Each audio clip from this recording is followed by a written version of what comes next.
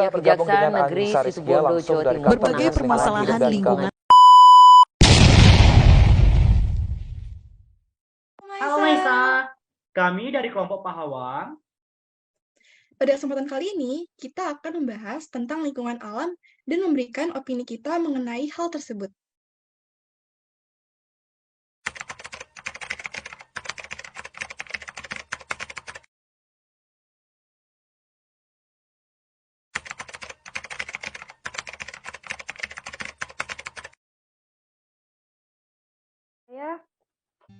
Apa yang tadi disampaikan itu benar sekali ya, karena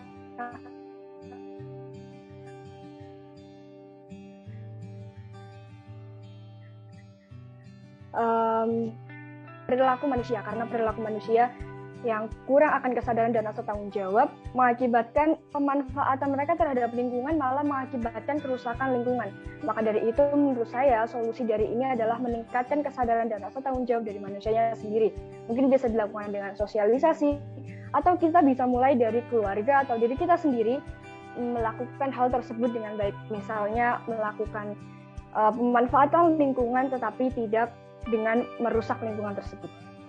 Lebih ke rasa peduli gitu ya teman-teman. Itu dari saya. Terima kasih. Kalau menurut aku solusinya itu tuh udah tepat dan bener. Yang di sini yang dipermasalahkan itu pemerintah sama masyarakatnya. Gimana mereka itu bisa menggerakkan biar lingkungannya itu lebih terjaga. Contoh seperti rehabilitasi lahan sama reboisasi. Itu kan yang melakukannya, menggerakkan itu kan manusia, masyarakat sama pemerintah. Jadi kalau misalkan dibilang solusinya belum jitu atau belum benar, saya kurang setuju sebenarnya. Terima kasih, Randy. Oke, kalau menurut saya ya, kalau saya setuju, memang masalah utama di sini memang bagian manusia. Soalnya kebanyakan manusia memang merusak alam, nggak pernah pikir panjang dan nggak pernah berpikir soal masa jangka panjangnya. Dan juga memang bisa dibilang belum pernah kita melakukan solusi yang jitu. Soalnya kalau misal kita melakukan reboisasi atau konservasi itu juga butuh waktu yang sangat lama, dan untuk manusianya juga selalu melakukan kerusakan juga. Jadi ya mungkin solusinya kembali lagi ke sosialisasi dari pemerintah untuk masyarakat agar mau menjaga alam. Mungkin sekian dari saya. Opini saya tentang limbah domestik air itu merupakan limbah cair hasil pembuangan dari rumah tangga, perdagangan, perkantoran, dan sarana prasarana sejenisnya. Penyebabkan ini tuh diakibatkan oleh aktivitas manusia. Dan pencemaran air ini mengakibatkan menurunnya kualitas air yang sebenarnya, yang dapat digunakan untuk semestinya, tapi tidak bisa karena pencemaran air tersebut. Terima kasih.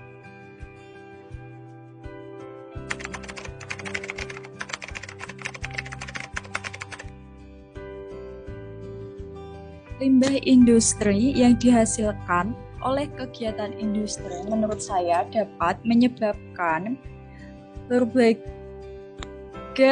dampak negatif bagi lingkungan maupun makhluk hidup lainnya. Contoh limbah dari industri adalah limbah cair dari pabrik, pewarna pakaian cair, sisa pengawet, kandungan besi pada air, ataupun kebocoran minyak di laut. Nah, dampak yang ditimbulkan dari limbah industri tersebut dapat mengakibatkan ikan dan biota air akan mati. Selain itu, limbah cair yang masuk ke dalam sungai tanpa adanya pengolahan terlebih dahulu dapat mencemari air. Selain itu, limbah yang dibuang tanpa pengolahan terlebih dahulu cenderung menimbulkan bau yang tak sedap bagi lingkungan sekitar. Oleh karena itu, dalam mengatasi permasalahan tersebut, kita harus lebih memperhatikan dan menjaga lingkungan untuk mencegah terjadinya rantaian kerusakan ekosistem. Nah, sekian dari opini saya. Itu menurut opini kakak ya. Jadi untuk selanjutnya saya persilahkan untuk Kak Dila untuk menyampaikan opininya. Sebagian kerusakan lingkungan seperti kerusakan hutan, banjir, abrasi, pencemaran udara, pencemaran air dan tanah, sampah, dan masih banyak lagi itu disebabkan oleh faktor manusia maupun faktor alam. Faktor manusia karena kita itu nggak terlalu peduli terhadap alam, dan untuk mencegahnya kita harus lebih peduli dengan alam sekitar supaya alam sekitar lebih lestari. Dan untuk faktor alam kita tidak bisa mencegahnya, tetapi kita bisa melakukan tindakan untuk meminimalisir kerusakan yang disebabkan oleh alam. Terima kasih. Silakan Aulia. Indonesia menjadi perhatian dunia, mulai dari penebangan liar, pengguguran hutan, hingga terindikasi pembakaran hutan menjadi penyebab dari kerusakan hutan yang ada. Kerusakan hutan yang terjadi akan membawa akibat terjadinya banjir maupun erosi yang dapat mengangkut partikel-partikel tanah menuju ke laut, yang nantinya akan menjadi proses sedimentasi atau pengendapan di sana. Hal tersebut tentu saja bisa merusak ekosistem yang ada di laut, seperti ikan serta terumbu karang. Masalah tersebut terjadi terus-menerus, maka menurut saya akan terjadi keseimbangan antara komponen biotik dan abiotik. Kenapa? Karena menurut saya, dua komponen tersebut tidak bisa dipisahkan karena saling berterkaitan. Jadi, kita harus melestarikan dan juga menjaga pelestarian lingkungan tersebut. Sekian, terima kasih. Selanjutnya, saya persilakan untuk Kak Nashwa. Saat ini juga mulai banyak dibahas mengenai pencemaran tanah dan udara. Karena hal itu berkaitan. Jika pencemaran udara itu berakibat dari kemajuan industri dan transportasi, sedangkan tanah juga bisa tercemar oleh bahan-bahan yang dapat merusak kualitas tanah. Menurut saya, sebagai rakyat, kita juga bisa memberikan bantuan dari hal kecil seperti melakukan daur ulang sampah dan tidak membuang limbah seperti deterjen ke tanah, karena sebenarnya menurut saya pencemaran tanah itu tidak hanya disebabkan oleh industri saja, namun rumah tangga juga. Malah rumah tangga itu lebih banyak mengakibatkan pencemaran tanah daripada industri sekarang ini.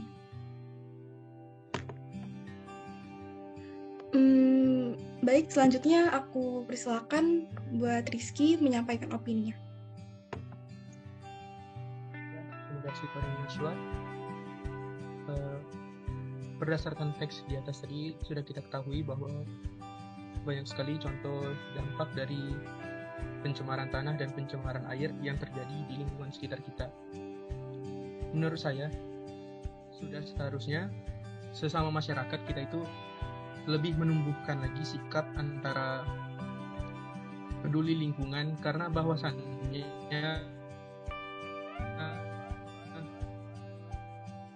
seperti yang kita tahu, kita di dunia ini hidupnya bukan bisa. Sudah seharusnya kita menjaga alam di lingkungan kita. Dan juga sebenarnya tidak perlu terlalu menyalahkan pemerintah, bahwasannya perubahan akan terjadi jikalau kita lebih peduli ke lingkungan. Dan juga untuk pemerintah ada baiknya lebih mempertegas lagi regulasi maupun hukuman, baik berupa denda maupun penjara, bagi pelaku-pelaku yang telah merusak lingkungan di sekitar kita. Mungkin itu saja opini dari saya. Dipersilahkan kepada Ola untuk menyampaikan opininya. Terima kasih.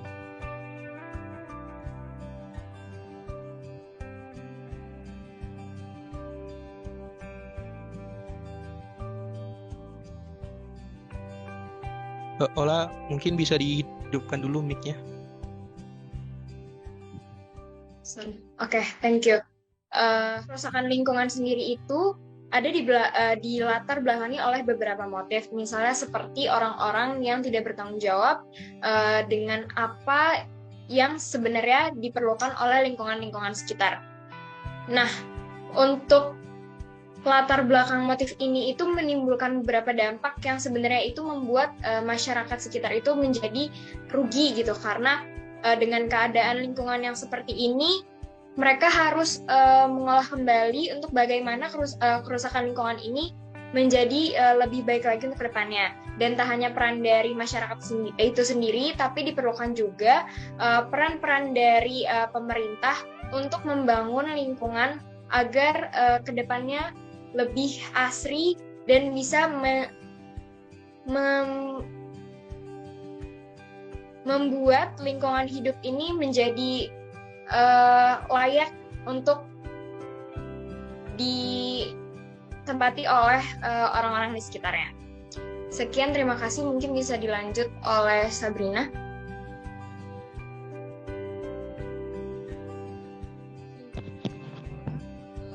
Penegakan hukum tanpa tebang pilih menjadi salah satu agenda mendesak. Begitu juga regulasi yang dapat mengurangi kemungkinan terjadinya pelanggaran dalam mengelola hutan, sumber daya alam, lahan pertanian, dan bendungan. Lalu apa saja yang dapat diperbaiki permasalahan tersebut? Silakan Dinda. Terima kasih Kak Sabrina. Untuk selanjutnya kita persilahkan kepada Dinda. Penegakan hutan terkait pengelolaan hutan penting untuk menjaga hutan, terlebih lagi sekarang, di mana banyak hutan dialihfungsikan untuk ladang dan sawit. Lalu perlu dilakukan usaha pelestarian tanah dan hutan melalui tata guna lahan, peraturan mengenai penebangan dan penanaman hutan, serta reboisasi dan pengelolaan sampah agar dapat terurai dengan baik. Terima kasih. Selanjutnya saya persilahkan untuk Griata mengemukakan opininya. Baik, terima kasih. Menurut saya, opini dari saya, terima kasih teman-teman yang sudah bantu berbincang ini. Kita semua harus ada tindakan dari kita sendiri juga. Dengan adanya masalah ini, semua kedua belah pihak, baik masyarakat maupun pemerintah, harus bisa sadar akan pentingnya permasalahan lingkungan ini. Jadi benar-benar semua lapisan masyarakat harus sadar supaya ada solusi yang bisa kita lakukan dengan baik pemerintah maupun masyarakat supaya bisa sadar agar apapun yang kita kerjakan itu nantinya sedikit demi sedikit bisa teratasi mekanisme ini. Nah, bagaimana caranya supaya pemerintah dan masyarakat ini bisa sadar akan pentingnya masalah lingkungan adalah dengan kita sebagai mahasiswa itu bisa dinampak bagi masyarakat di sekeliling kita untuk menyadarkan kepada masyarakat di sekeliling kita, orang-orang di sekeliling kita, dari keluarga, teman maupun masyarakat biasa, menyadarkan mereka semua bahwa ini loh penting banget, masalah lingkungan itu penting banget, harus kita cicil dari sekarang istilahnya. Solusi apa yang bisa kita lakukan, tindakan-tindakan kecil apa yang bisa kita lakukan untuk bisa memperbaiki lingkungan kita ini. Karena dengan tindakan-tindakan kecil itu ya, ketika sudah lama tindakan-tindakan kecil itu sudah lama terjadi, maka sedikit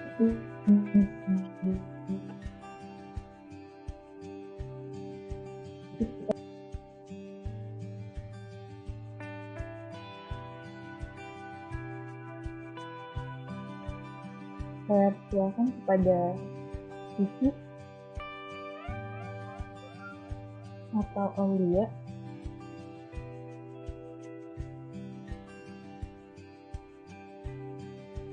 Kegiatan pembangunan yang dilakukan perlu memperhatikan lingkungan setempat, misalnya dalam pembangunan jalan tol. Kondisi lahan yang dilewati pembangunan jalan tol adalah lahan pertanian produktif. Perubahan fungsi lahan yang sebelumnya berupa sawah menjadi jalan akan mempengaruhi fungsi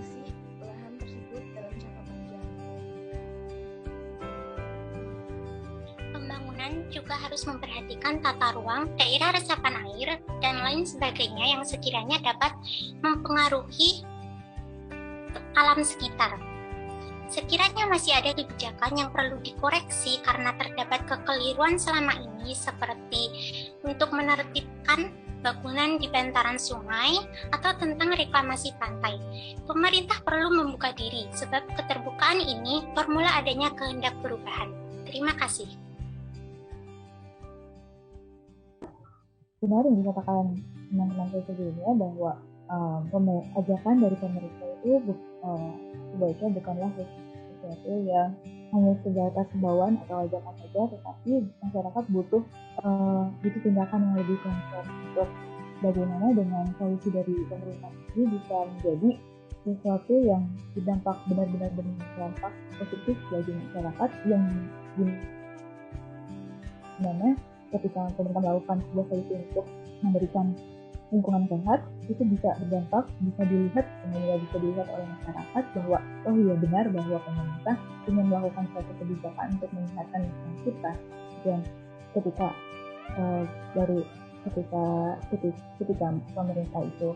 pemerintah hanya bisa memberikan imbauan atau ajakan biasa, jangan heran jika masyarakat biasa itu masyarakat lain hanya bisa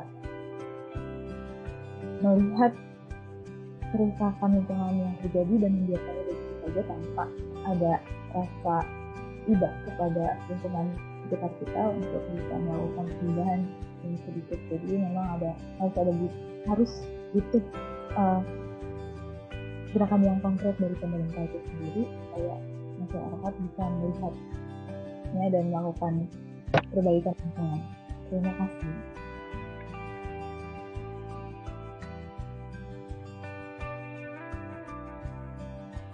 Saya persilakan kepada Ola atau Dinda.